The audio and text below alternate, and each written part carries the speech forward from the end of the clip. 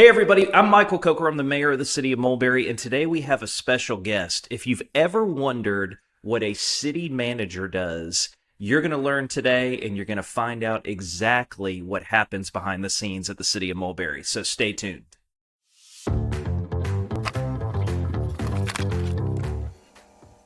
All right, everybody, we have a special guest today. Mr. Jamie Palmer, the city manager for the city of Mulberry, is here today.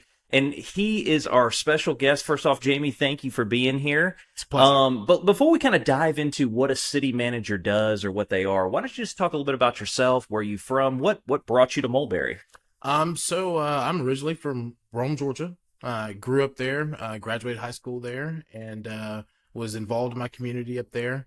Then I went to Reinhardt University up in Waleska, Georgia, just about 6 miles north of Canton.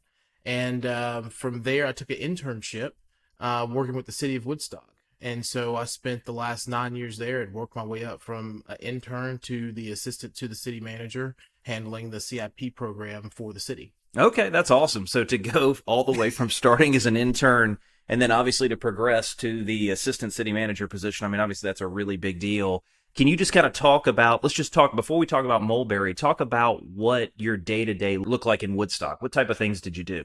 From at start, I was permit tech. I helped process building plans, building permits, site plans for LDP permits, and then kind of moved up from there to kind of handling what we called our community development process committee. And so what that was a committee of the fire marshal, all the different services who would touch the site plan for LDP plan review. And so then I would coordinate those meetings and be the liaison from the city to the developer. And then from that, started working on special projects. Did the grant work as far as administering grant projects. Once our grant writer kind of got the grant, then I would handle the project and the construction. And then after that, I moved to special projects. And with special projects, I had to help do random things like someone purchased a house from the DDA, so I had to walk the house with them down Main Street, to its final location. Then I moved up to the CM's office and spent a couple years under Jeff Moon directly. He's the city manager over there. A couple years up in here directly working on infrastructure and putting together our CIP plan and administering different packages like SPLOS or Parks Bond or things of that nature and helping them get to construction. That's pretty impressive, and I'll tell you this. So we have obviously a lot of people who don't know anything about planning, about community development. So let's kind of break down kind of what you were talking about, because I know you're doing a lot of that for Mulberry too. So let's start first off, just generally, what is community development? What is that? So community development consists of your long range planning. In layman terms, it's like once a city has an idea of what they want to look like or the planning of what they want to look like, that is the department that kind of handles all of that. So it goes from how many sidewalks you're supposed to have. Are you going to have grid street connections? What does your zoning look like as far as the architectural features, the land use map, how, you have some dense areas to, and you decrease density in certain areas and how that all forms and looks. So that's community development. Okay, so now that we kind of have a basis of what community development is, can you take us through kind of the community development process, right? So, for example, in my district, a big hot issue right now is there was a bunch of trees that were cleared right at Mount Moriah and 124, right? And a lot of people, maybe don't always realize that these projects kind of get their start sometimes years prior, right? This one specifically with Gwinnett. But can you just take us through a typical process of, so if someone has an undeveloped parcel of land, they want to build, let's say, a neighborhood, what does that process look like typically? Generally, what that starts with is kind of a concept. Someone has an idea of what they want to do. They'll engage an engineer or an architect, and then that engineer or architect will start looking at the land, designing it. And 9 times out of 10, they put it under contract at that point. And so then through that due diligence period, they look to see if there are any variances that are needed from the local municipality. And then they go through what we call the rezoning process or the variance process. So that's when the public sees, the signs that are outside someone's property, notifying them. They'll get letters if they're within a certain radius of the property or the parcel. And then they'll come in and meet with staff to start to talk about it. And so then staff will usually make a recommendation, then it goes to the planning commission and then to mayor and council or whatever the governing jurisdiction is. And then that's when the public has their chance to do their input and give their input, what we call public input for zoning, right? So there are little requirements inside of that where the public can kind of come in and give their voice and have their say so. But then whatever governing jurisdiction, like in Mulberry's case, will be mayor and council. But for, some of these projects, like we were talking about in Mulberry, it was Gwinnett County. And then they'll get an approval or denial. Once that property kind of has entitlements, it's very hard to change it, or it really needs to be negotiated with the property owner to change it. Two questions of what you said. So you mentioned both the difference, or you mentioned variances versus rezonings. First off, can you explain kind of what the difference between those two are? And then second, you said that obviously we have some projects that have been rezoned or basically through Gwinnett County. Can you explain kind of moving forward, will people still go to Gwinnett County? Will they go to the city of Mulberry? How does that work for any changes to the properties? Yeah, so I'll start with the first one, right? And the difference is if someone wants to come in and let's say that the property is zoned C2 or RA200, right? And they have a different use in mind, right? Then that's what we call a rezoning. They're changing all of the underlying conditions or the plan for that property. A variance pretty much means that, hey, I don't want to change the zoning itself, but I may want to do something that's slightly different inside that same zone. So instead of the entirety of it, it's maybe one or two elements of it that they want to change. So moving forward, if people have a rezoning or a variance that they want to do, will they go to the city of Mulberry or will they go specifically back to Gwinnett County? They'll come to the city of Mulberry. And so as of July 1, we've lifted all of our moratoriums, right? So anybody who wants to rezone their property or, has a variance that they need for their property, they'll come to us. And we've actually started taking applications. And so we'll have the first couple rezoning and variance cases come up before mayor and council within the next month or so.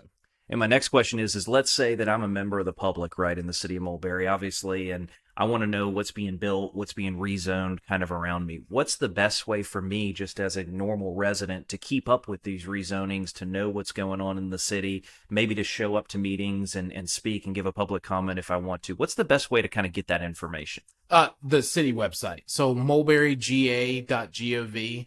We're actually working on a tab to where you will see some of those zoning cases and see what's coming up once they get ready to go live. And that should be live for us in the next couple weeks right before we get done. You'll also see signs on the property. If you're within a certain radius of the property, then you'll get a letter in the mail as well. All those are state requirements. And then just stay engaged. We have everything will be on our website for our meetings. Our meeting dates are on the website, and any changes that we make or special call meetings, all that can be found on the website. Awesome. And so, yeah, I would definitely encourage people, if you have the opportunity to go and look at the website, see what's coming up for rezonings. If you have, if you're passionate about it, if you want to speak in favor of it or against it, we encourage you to reach out, come by, give a public comment so we can kind of talk more about it.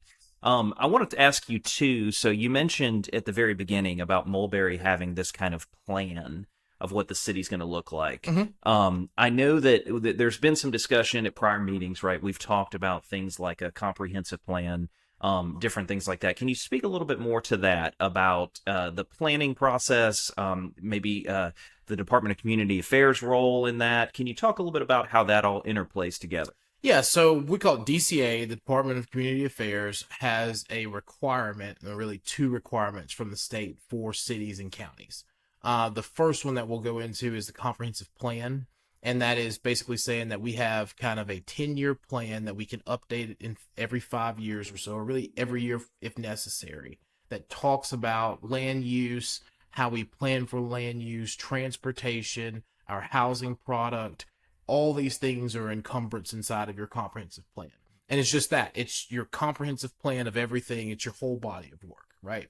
And so we've done the first step of that as the city of Mulberry. We've done kind of a local land use plan to kind of start the comprehensive planning process. And then we'll get all that information completed and over to DCA. Okay, interesting, interesting. Well, but let's just talk about the process. So you mentioned LDPs, right? I Yeah. would imagine. I know for me, before I got involved in the city, I did not know what an LDP was, right?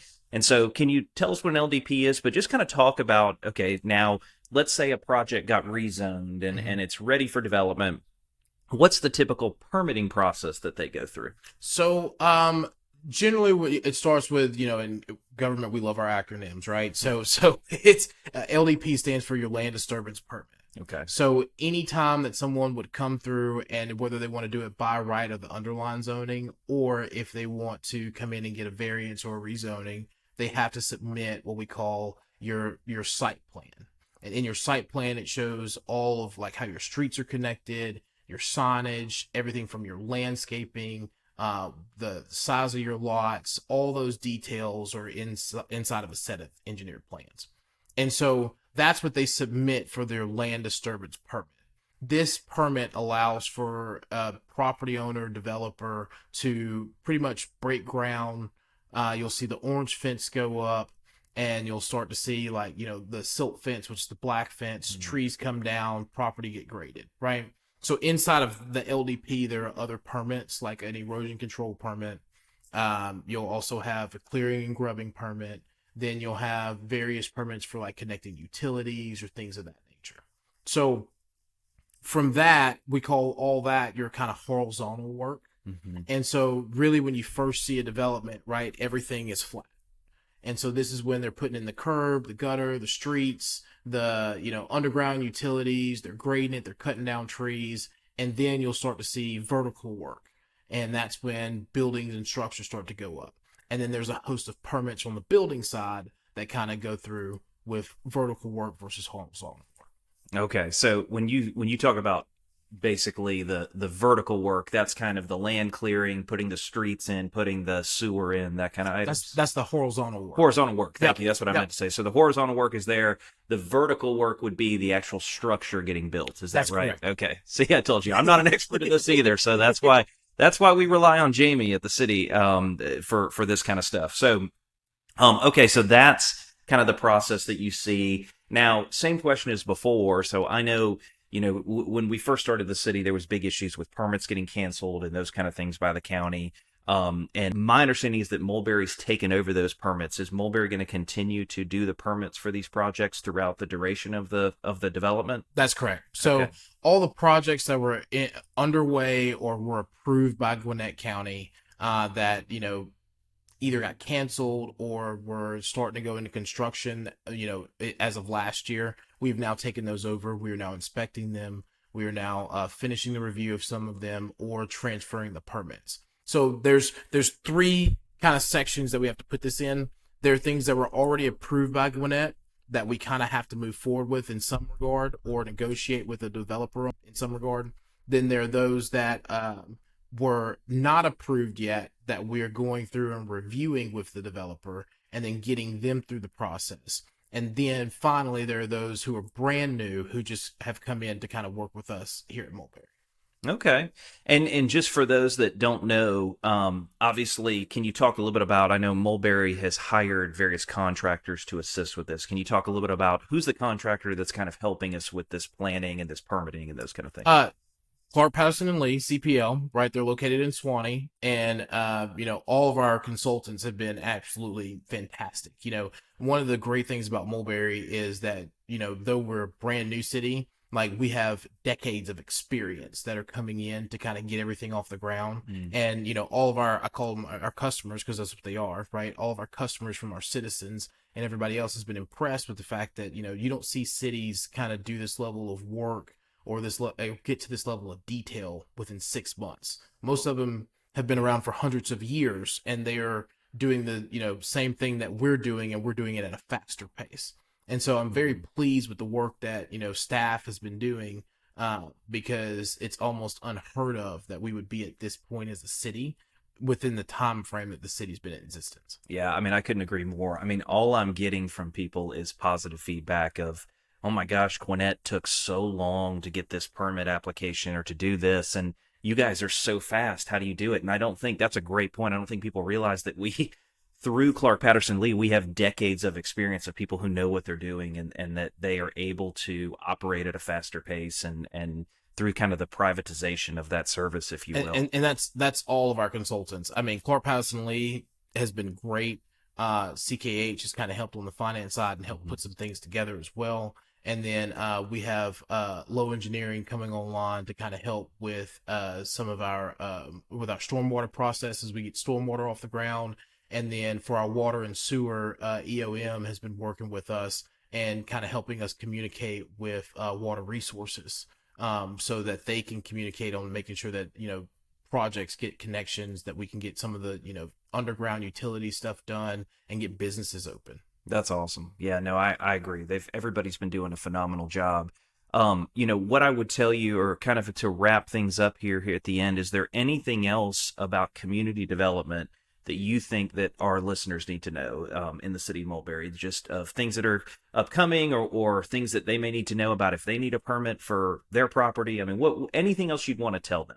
Well, I kind of just want to say this, right? So there's been a lot of things said out in the community or across the county about the way things are going here at Mulberry, and things are great. So I say, if I would give any advice, is to call us, come see us. Don't listen to the things that are on, Facebook or anything of that nature, right? We're there every day. So just pick up the phone, come by, or you can come see us at, our office. All that's online. You can find us on the web. You can get our address. Staff is very responsive, not just from planning and zoning, and we're not the monsters that people try to make us out to be. So. Sounds good. Well, I just want to say, Jamie, you've been doing a phenomenal job. We are so lucky to have you in the city of Mulberry, and I hope everybody out there knows, if you're a citizen of Mulberry, you owe this man a huge debt of gratitude for the work that he's doing, and he is doing a phenomenal job. So thank you for that. Thank you, sir. Well, thank you for being here. We appreciate the information about, community development and comprehensive plans and those kind of things. But if you ever want to come back, we'd love to have you. So thanks for visiting. Absolutely. All right. Good to be behind the mic again. All right. Everybody out there, thanks for listening. And if you want to continue to get these updates, get more and more information, feel free to like and subscribe and keep listening. And so until next time, we'll see you later. Bye-bye.